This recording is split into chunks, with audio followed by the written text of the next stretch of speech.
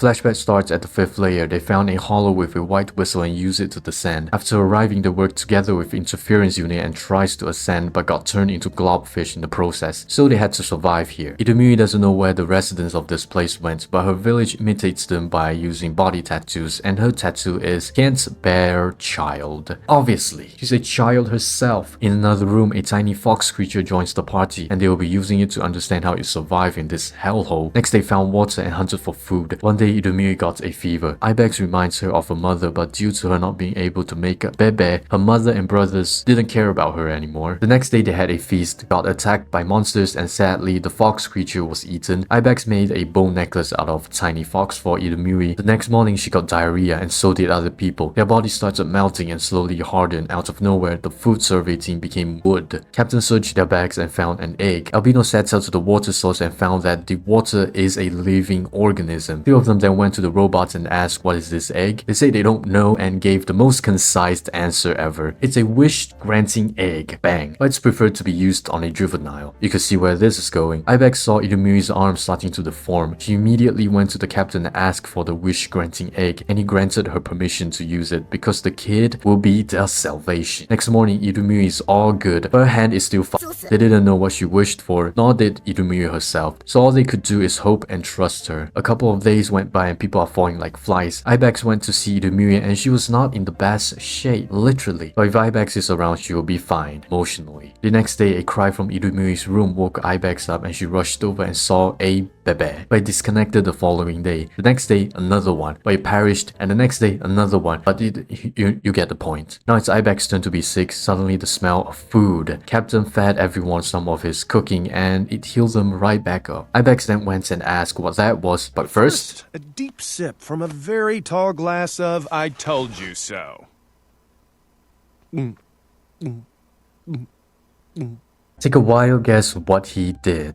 I think you've guessed it. Ibex went to check on Albino and he's going absolutely insane from that delicious meal. Captain suggests leaving him alone and went to visit Idomiri. I'll stop right here. Get ready your eyeballs. Don't think about what Idomiri used to look like because it's gonna hurt even more. Think of a tree stump that's made of ground beef. Got it? Alright, here we go. The savior of the people. She's still having bebe and as you've guessed it, Captain took it away and did some chop chop. Ibex couldn't bear the sight and went to pull the plug on herself in front of Idomiri, but it was stopped by her. Ibex didn't know what to do at this point. The only thing is to survive, which is to eat the food. Slowly this became a ritual. They prayed before taking the massive thing. Idomiri was not having it, but after a while she just bottled it in. Ibex was there to comfort her. She then peered into the life-giving canal and saw the wish-granting egg still intact. The captain suddenly appeared and said, "That's the second one. You see, when you were sick, Idomiri got weaker, so I gave her another one. It's not the first time those robots have seen this egg, so I told them to find more. I'm glad we made it in time for what's about to happen." Wait.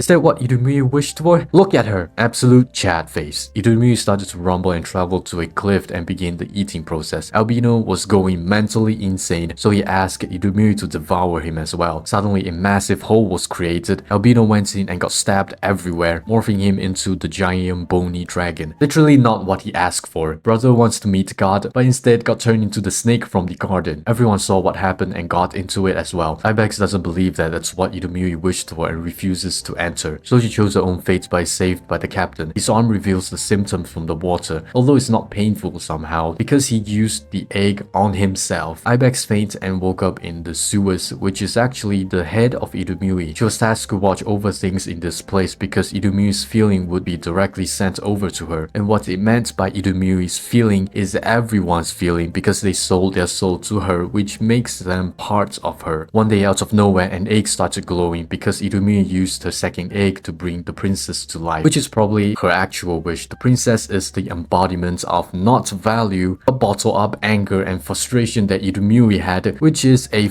ton of it towards everyone. In the sewers, Ibex can feel the signal coming from each one of the venom, informing her that those are the souls of the delicious meal they ate. Sadly, Idumiri can't maintain the village anymore because Princess has inherited all the 3 eggs from her. Fortunately, the activities and value in the village are keeping Idumiri alive. Liko asks what the princess intends to do. Ibex says to free her mother, which is basically destroying the whole village. On Reg's side, he will keep his promise he made to Princess, and in exchange he tore off her arm. The promise is to get her into the village using the incinerator. Reg enters and Princess waits outside. Inside the place, Venom is going crazy due to the piece of Princess being in there, which also triggers the village guardian as well. They work together and block all the exit holes. Reg is captured by Venom, and all that he could do is blast a hole through the village. Lo and behold, the princess. Village guardian shoots Venom at her, but it's useless because they are her sibling. Instead, they healed her. Now the purge can begin. On the far side, the commotion wakes up Nanachi, and he conveniently knows what is sorta happening because Albino transferred crucial memory to him by scent. Why? Because he likes him, that's it. Oh, and Princess is here to destroy everyone who ate her mother, including Albino. He tells Nanachi to leave, but if he crosses the boundary line, Mitty will disappear. So for the last time and forever, he will be sending Mitty away, but this time on his own accord. As Mitty slowly fades away, the stuffed toys rushed over and give Nanachi a present, a helmet. Back at the massacre, Reg tries to stop Princess from slicing tomatoes, so she will beat his ass instead to get his memory back. Then a flashback from Princess, Big Reg got blasted. Reg comes to help and protected them until Big Reg was fixed. Reg gave his goggles, I guess, to Princess as a token of friendship, but now he's getting a good ass whooping from her. She shoves her hand into Reg's mouth and blasted a I don't know what into his abdomen. A dude then picks him up and throws him onto an NPC. Reg is getting tired. The building is starting to collapse. He has no time to waste, so he tells Liko to blow the whistle. Reg transforms and takes the battle outside where the seasonal molten iron rain is happening. After seeing this, Captain extended his many arms to shield everyone from the rain. Another flashback from Princess. Reg asks what the symbol means. She said it's Haku, meaning something precious to you. And this is where Reg promised her that he will help after finding his own Haku above the abyss. But there's more. He promised her that they will have a happy Disney ending. Back to the battle. Reg is bawling his eyes out because he doesn't want Princess to be gone, but he doesn't know what to do either. She's touched by his kindness, but Princess carries unconscious Reg back to the village. She is furious at Liko and attacks her, but Big Reg blocks it because if you kill her, your future is fucked. Now Princess is furious squared. Suddenly a splash of paint and a smack. It's Albino and Nanachi. She attacks Albino like he ate most of her mother, but he has a trick up his face. Nostalgia bomb. It sends Princess into depression. Captain goes into cocoon mode and f***s off, while Monsters enters the battle uninvited and brutally destroy the princess. Big Reg tries to protect her but got stomped into oblivion. As Princess is about to give up, the villagers gather and fed themselves to her. Now she's emotionally conflicted, but you gotta do what you gonna do. The monster found their hiding spot and got its face ripped off. Now Princess has gone plus ultra. Then another flashback happens. She found Big Reg half buried and helped him reconstruct himself. He taught the language of her mother to Princess and gave her the name Faputa, and she gave him the name Gaburo. At the site where burglary took place, Princess came in and checked out everyone. This girl is probably Haku, and this furry is probably she, Reg's modest fetish desire. She took the whistle and sent it to a village for carving so that Prudushka's voice would be heard clearly. While at it, she took some hair and made a monster repellent for them. Big Reg then calculated a better solution, which is to speak directly to them. She can't because of social anxiety and gently nudges the hunk of metal. At the Beast War, Princess is destroying monsters left and right with the help of Village Guardian. Team Liko flees underground and comes across Captain saying his final inspiring words. The princess then calls out to the villagers and so they ascend to where she is. Ibex is making her way to Princess as well, but sadly got turned into a globfish. At the battlefield, Reg takes the place of Princess while she's talking to the villagers. He signals Liko to blow the whistle, but she snorted too much and faints. Princess tells him, "I'll eat you now, so be ready." On Reg's side, he's going ham on the giraffe and pulls it outside. He then notices a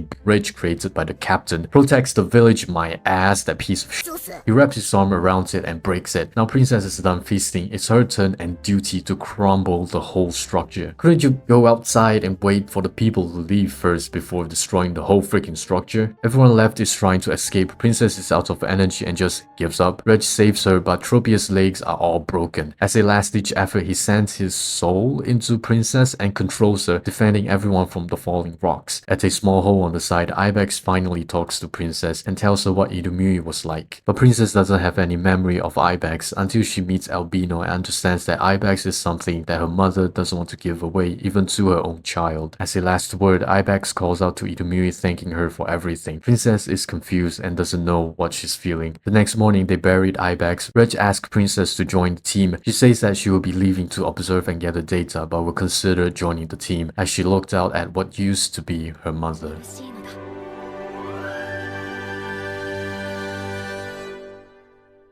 ファッツィサンブレムソス